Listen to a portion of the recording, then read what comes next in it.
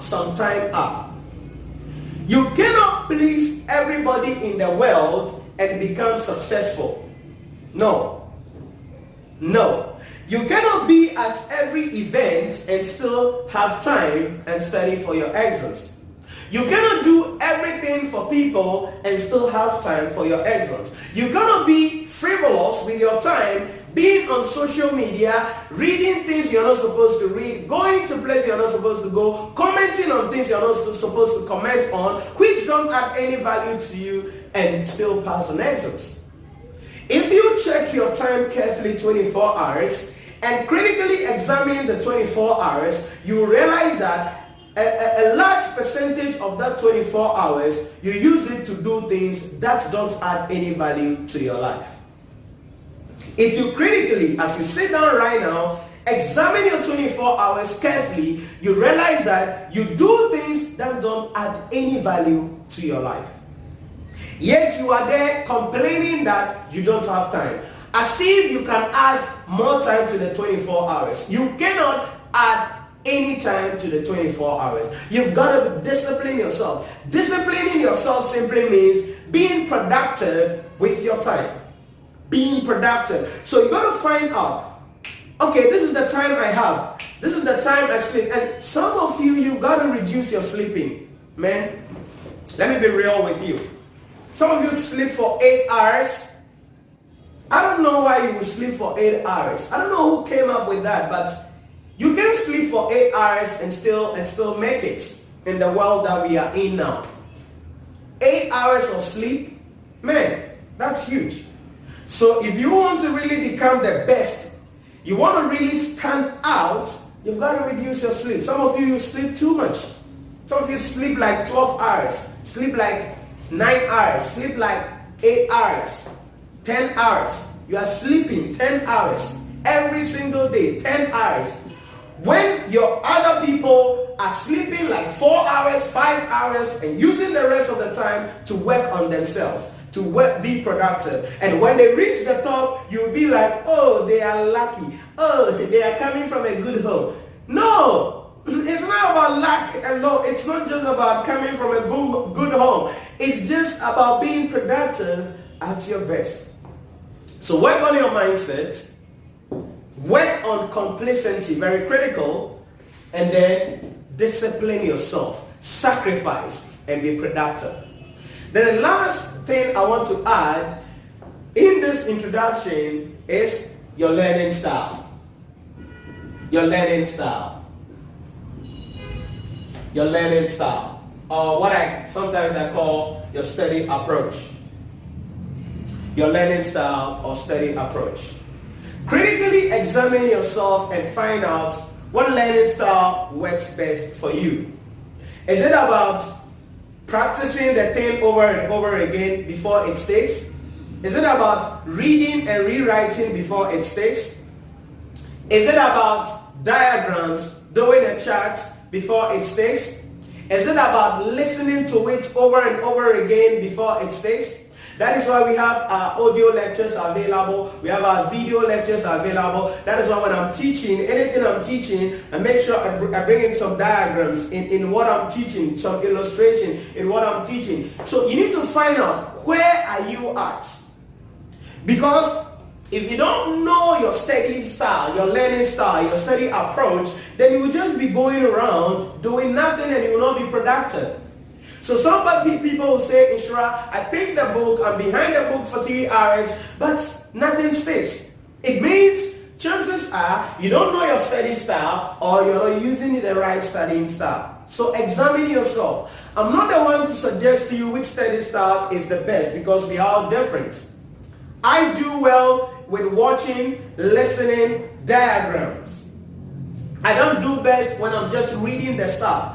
I can't just read and memorize. It doesn't work. When I read, I need to picture it. I need to sketch it out. I need to diagrammatically represent it, put it in charts, put it in tables. I like to watch it done. I like to listen to it over and over again. That is my style. That is my approach. And a lot of time, the way I'm able to recollect it is literally I see the diagram, I see the picture, and I can actually bring it to the present, or bring it to what I need it for at the moment. So find out what style works for you. I don't know, but you got to examine yourself. Some of you, it's about reading, writing. Reading, writing. That's the style that works for you. Some of you, it's about reading and reading and reading and reading and reading and reading before it sticks. Some of you is about watching, like the way you're watching me, boom, the image sticks. Some of you is about listening, audio, and it sticks. Your memory catches it up. Some of you, it's about diagrams, charts, tables. That is how it sticks. So find out which style works best for you. So number one, you got to work on your mindset. Number two, you got to come out of complacency. Number three, you've got to discipline yourself. Number four, you've got to work on your study learning style. The number five, that is a bonus. I didn't want to add that, but it came, let me add it. Practice. Practice. Practice. Now when I put practice here, what do I mean? I mean you've got to solve questions. That's what I mean. That's what I mean. It's not just about learning, it's about practicing. So you've got to solve enough questions. You've got to expose yourself to a lot of questions. That is why you need time. That is why you need to discipline yourself. That is why you must know your studying style. That is why you must know how you got to study. Now, another way of studying style is learning and recopying the notes with different pens.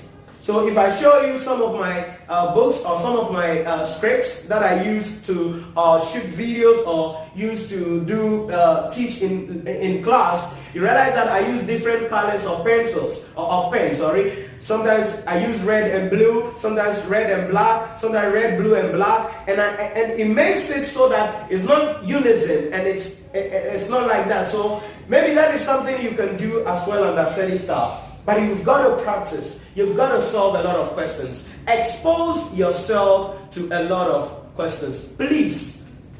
That's very important.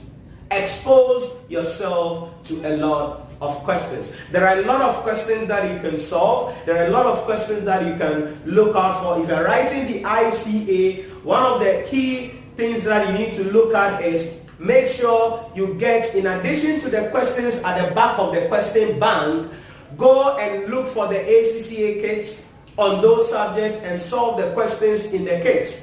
That is going to help you. You got to expose yourself. Don't go back solving past questions, because most of the ICA past questions have issue with them, especially in their solutions, have issues with them.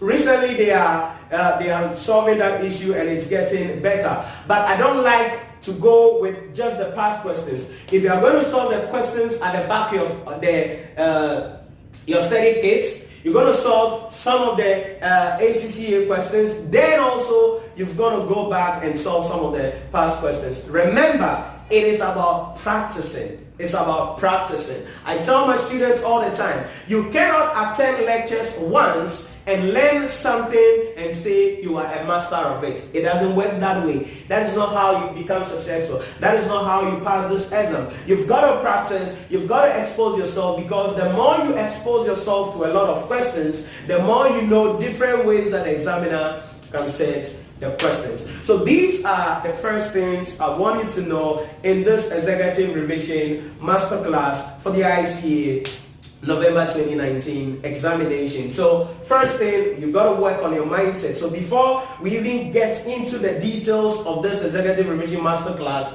please work on your mindset. I want you to start this journey with a great mindset, a mindset of being the best. I want you to come out of your complacency. If you've written the paper before and you are retaking it through my executive revision masterclass or whatever it is, whatever revision class you're going to be looking at, don't say you know. Just be humble. Okay? Because when somebody is teaching you something, or when you are learning something and you presume that you know the thing already, it won't go again, because your mind will just close up. But if you pretend as though you don't know anything, you're just juvenile, you don't know, you are an amateur, like you don't know anything, then your mind opens up, becomes curious, and that is where you learn.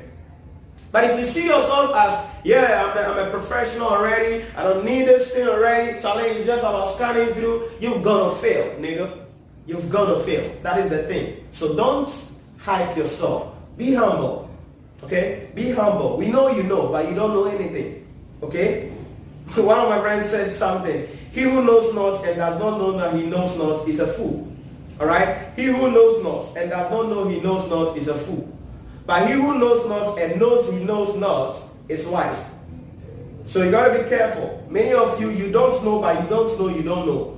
And so that kind of spirit makes you hype yourself up. So please, come out of complacency. And make sure you work on discipline. Discipline yourself. You don't have 32 hours. You have only 24 hours. You're going to sacrifice. You're going to be productive. And find out what you can do. 4, your learning style. Make sure you identify what works best for you, because that is critical and that is going to affect the way you perform. And then the 5th thing is that you make sure you practice as much as questions as possible, because that is how you become successful. Right, so this is what I want to share with you in this first video in our sessions of Executive Revision Master Class. Now, if you have any questions about what I've shared or any questions about whatever it is, you know what to do. You check the link below, you check the comment box, you check the description box, and then you can hit me up on Skype or hit me up on Facebook as well in relation to that. So